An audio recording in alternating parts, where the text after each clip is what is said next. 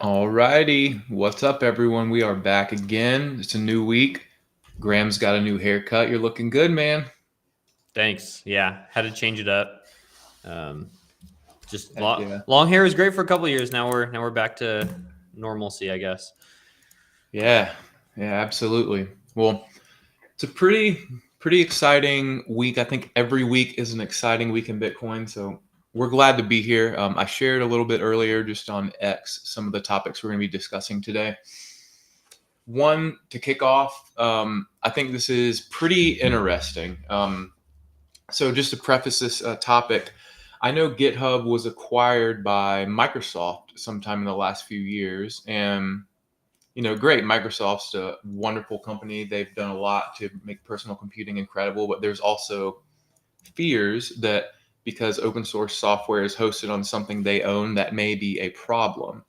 So I picked our first topic this week to be one that kind of relates to this, and I'll whip it up here real quick, but looks like pairs.com, Paulo from Tether announced this, where open source software can be hosted and shared via a peer-to-peer network. Like, this reminds me of Livewire or LimeWire whenever I was a kid, and I used to download music from, the decentralized hosting across people's computers. But like, Graham, I would love to kind of hear your thoughts on all of Mhm. this developing over the last few years from Microsoft acquiring it, what role this plays, because I know Bitcoiners have been kind of nervous or just kind of upended by Microsoft owning something like GitHub. But what does this mean for development and just Bitcoin?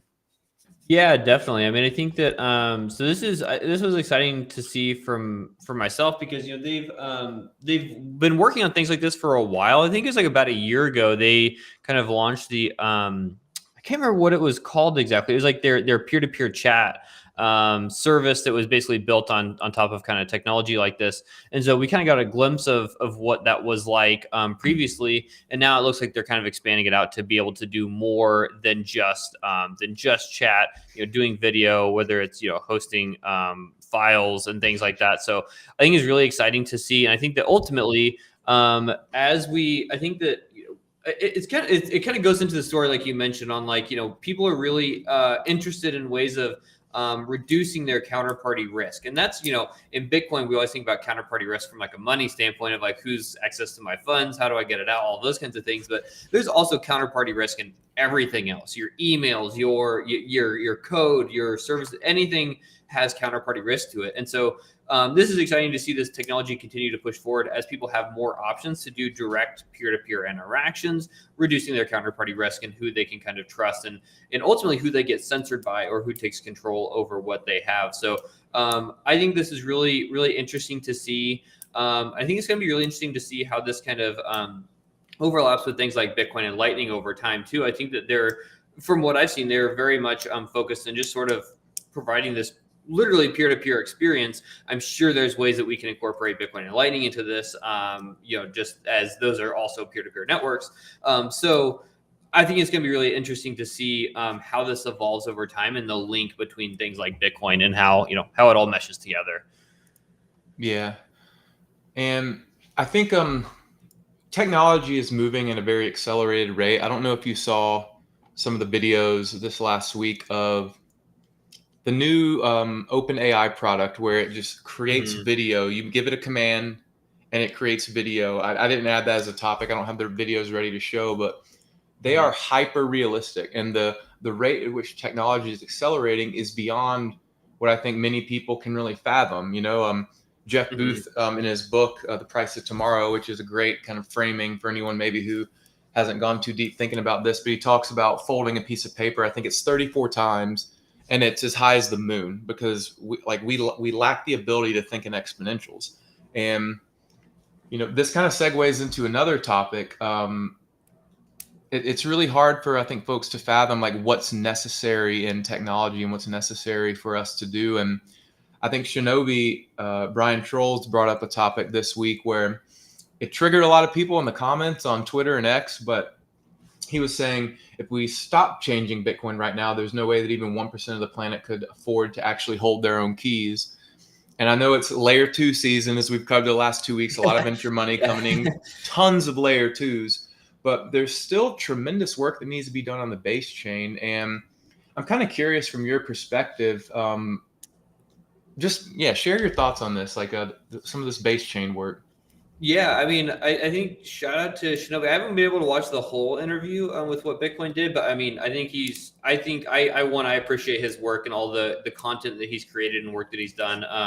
To really, I feel like he has a very balanced view on the takes that he has. Some people don't like it, but I think that he does, for the most part, bring a very balanced view. I think that this is one of them, in that he has he's.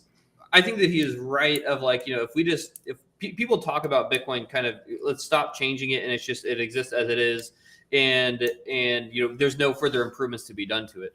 Maybe there's a time where that does happen, but I think that we're obviously, I don't think there's a lot of people that believe that time is today, but focusing on continuing to push the envelope into terms of what Bitcoin can do, and that's where a lot of the area of focus is for a lot of people, is how do we get Bitcoin into the hands of more people in a self-sovereign way. And I think that the way that Bitcoin exists today, with the way that on-chain the services function, everything like that, is like, I think that people have posted a lot of research or forums around the way that if we wanted to onboard all of the people in the world today, how many years it would take, how many lightning channels would need to be opened, all of those things. And so I think that there's definitely still, even inside of the Lightning Network has done a significant amount of enhancements into what Bitcoin can do from a scalability solution, all those. But there's still a lot of work to be done to actually onboard everyone out there. That's kind of what Fedi and Fediment are working to solve for. But that also does solve it, and I wouldn't call that in a completely self-sovereign way. So I agree with him. I think that it's a really good take, and I think that it opens this up into the idea that there's still a lot of work to be done. People think that because of this cap of 21 million or anything like that, like it's just kind of it has all the properties that it needs today, which it has a very, very strong base in terms of like the monetary policy that goes along inside of Bitcoin. That's obviously one of the greatest strengths that it has, but there's all these other properties that need to be continued to be improved upon, and whether that's in layer twos or actual soft force, hard force, like whatever it is that kind of comes along, those things are where we need to be continuing to focus on. So I think that's a really good take from Shinobi, honestly. Yeah, I agree. Like one thing I feel like I've learned over time is there's a saying, like the more you learn, like I don't know the exact ancient terms, but like the more you learn, the more kind of humbled you are, and the more you kind of sit back in your seat and you're like, I'm going to listen and observe. And there's so many advancements coming to not only Bitcoin but all of these new technologies at an accelerated rate.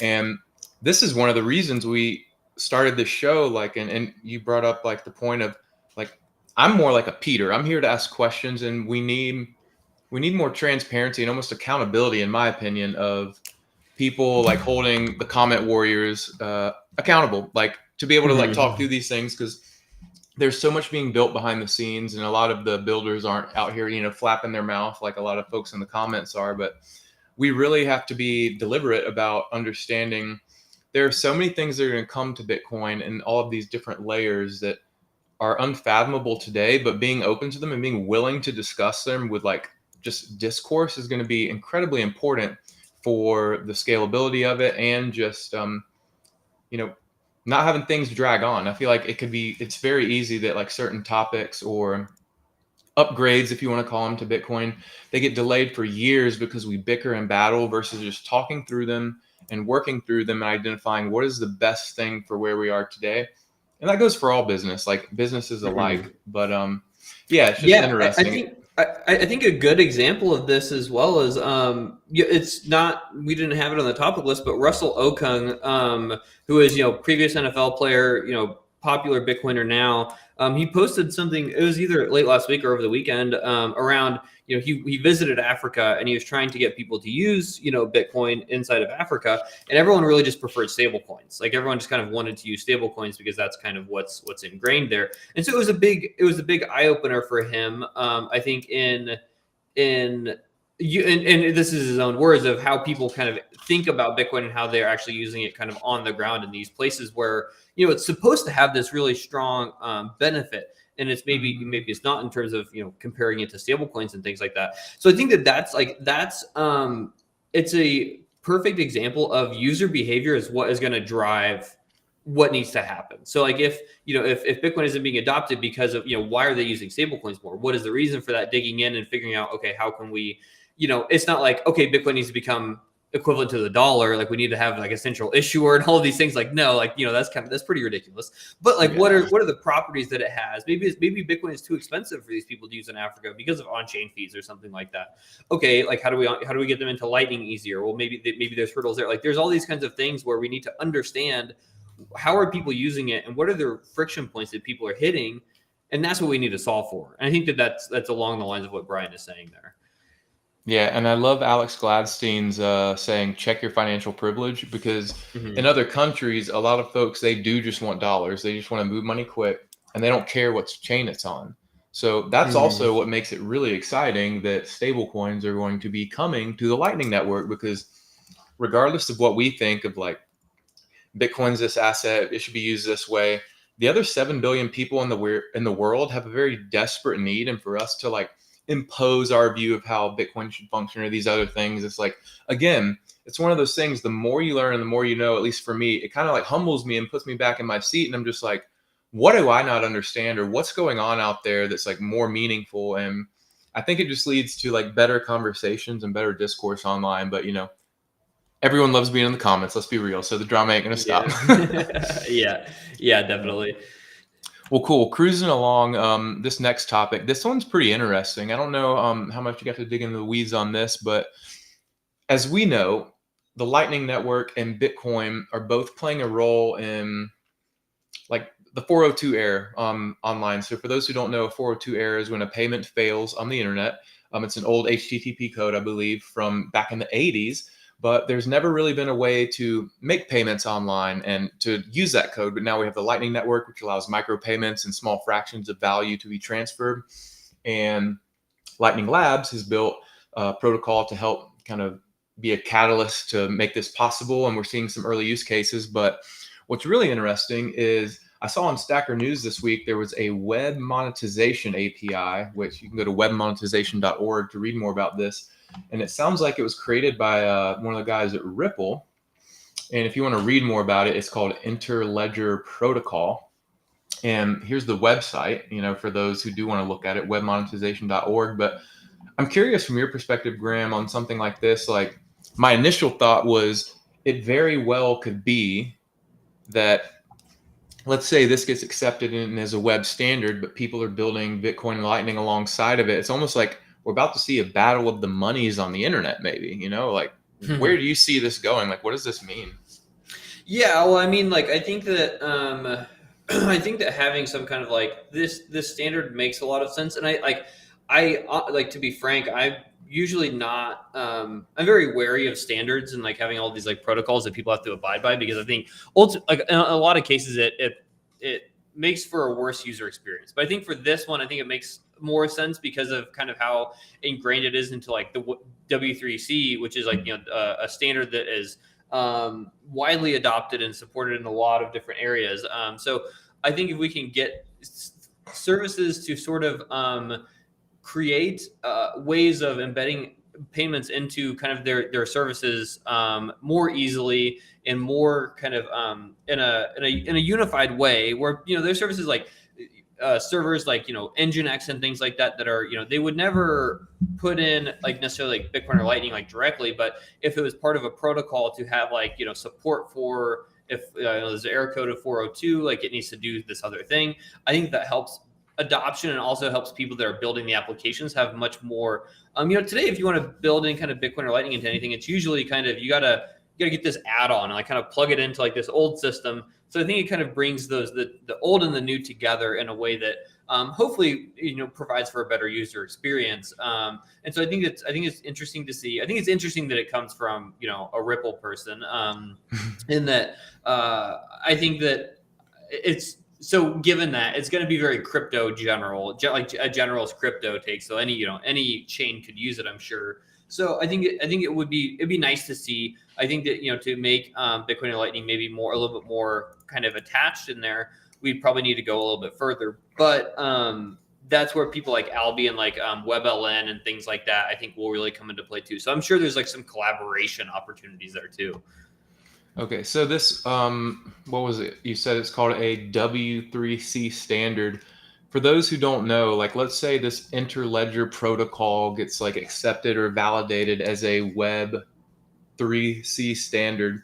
What does that do to Bitcoin, or does that accelerate like Bitcoin's ability to become like a standard part of the web? Like, will there be potentially like 10 different protocols? I know like a lot of Web3 businesses are getting very interested in like bridging over to Lightning and leveraging Bitcoin's use in a lot of these things. Like, is there a chance that a lot of these are just going to battle it out behind the scenes and then developers choose what they want to use? Like, will all websites potentially just bridge like we're seeing a lot of Web3 folks be interested in?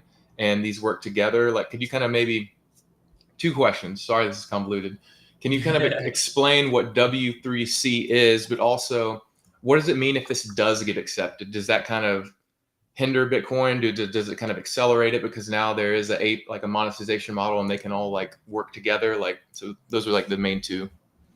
Yeah, I mean, like so W3C is like it stands for World Wide Web Consortium, which is basically it's like the main kind of standards organization for the web. So it was created by Tim Berners-Lee a long time ago. He's one of the early internet pioneers, and it's basically a way of kind of having an organization that kind of sets the standards that all like websites, protocols, all those things kind of abide by. So it's a little it's probably a little maybe more authoritarian than like a lot of like Bitcoiners like to see, but it does kind of like set standards that like are set out for more of the applications and services to kind of abide by. So I think it is great for the adoption and again kind of enabling builders to hopefully like it's if it gets adopted tomorrow, like great. It'll probably be a few years before it actually kind of reaches more of the developer experience. So I guess what I'm saying is long term, I think it's very good. I think it'd be a great thing to have. I think the impact that it will have will be very long tail where, a lot of folks today that are building inside of Bitcoin Lightning will really need to be focused on kind of pushing the envelope, doing things their own way and kind of like building these new experiences on their own. So I think long tail, great for adoption, more immediately, it probably won't have a huge impact, but it's good to see people kind of pushing these things forward. Yeah. Interesting. Well, cool. Well, yeah, as we get close to time, we got some exciting stuff next week. Do you want to maybe give us a little cryptic message of maybe what Voltage is up to? Yeah, I mean, I think we'll be doing a fairly large release next week, which I think will be really exciting for a lot of folks, both existing Voltage users and new users. So we'll be just basically, we're just trying to decrease the burden on people that are trying to get in and build on Bitcoin and Lightning. And so I think with an upcoming release, it's going to significantly enhance the experience for people that are building either independently or alongside a team, or even going in from scaling up into servicing millions of users. I think that it's going to be a really nice experience that really kind of will benefit everyone. Yeah, it's awesome. In marketing language, guys, Bitcoin's about to blow up. The world's going to be able to use it, and we're excited to power this bad boy. So it's going to be a big week. So Graham, appreciate your time, man. Thanks for hopping in. We'll see you guys next week. And as always, kick us any topics you want to see discussed. Feel free to chat, comment in, and we appreciate y'all tuning in. So see you next week. Thanks.